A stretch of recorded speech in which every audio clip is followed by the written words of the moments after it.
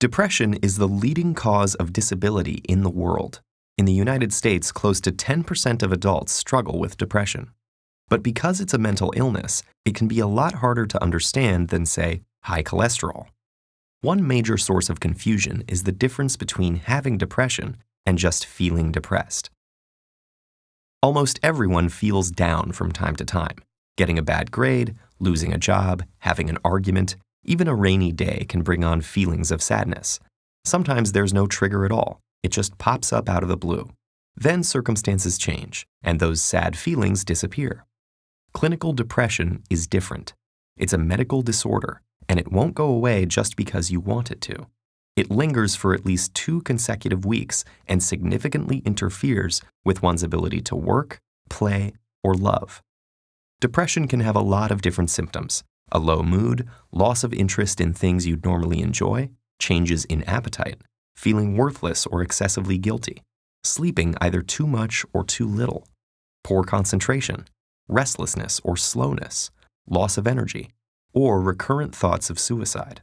If you have at least 5 of those symptoms, according to psychiatric guidelines, you qualify for a diagnosis of depression. And it's not just behavioral symptoms. Depression has physical manifestations inside the brain. First of all, there are changes that could be seen with the naked eye and X-ray vision.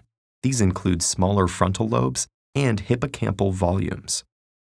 On a more micro scale, depression is associated with a few things: the abnormal transmission or depletion of certain neurotransmitters, especially serotonin, norepinephrine, and dopamine, blunted circadian rhythms, or specific changes in the REM and slow wave parts of your sleep cycle, and hormone abnormalities, such as high cortisol and deregulation of thyroid hormones. But neuroscientists still don't have a complete picture of what causes depression. It seems to have to do with a complex interaction between genes and environment, but we don't have a diagnostic tool that can accurately predict where or when it will show up. And because depression's symptoms are intangible, it's hard to know who might look fine but is actually struggling. According to the National Institute of Mental Health, it takes the average person suffering with a mental illness over 10 years to ask for help. But there are very effective treatments. Medications and therapy complement each other to boost brain chemicals. In extreme cases, electroconvulsive therapy, which is like a controlled seizure in the patient's brain, is also very helpful.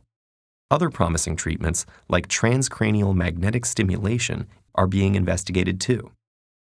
So if you know someone struggling with depression, encourage them, gently, to seek out some of these options. You might even offer to help with specific tasks, like looking up therapists in the area or making a list of questions to ask a doctor. To someone with depression, these first steps can seem insurmountable.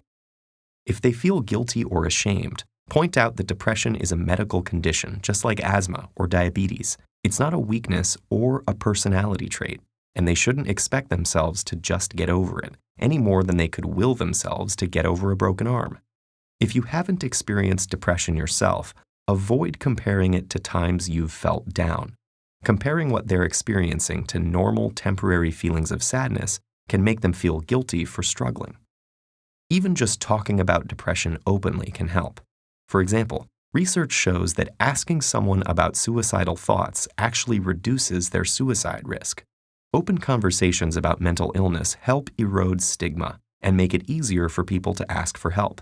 And the more patients seek treatment, the more scientists will learn about depression, and the better the treatments will get.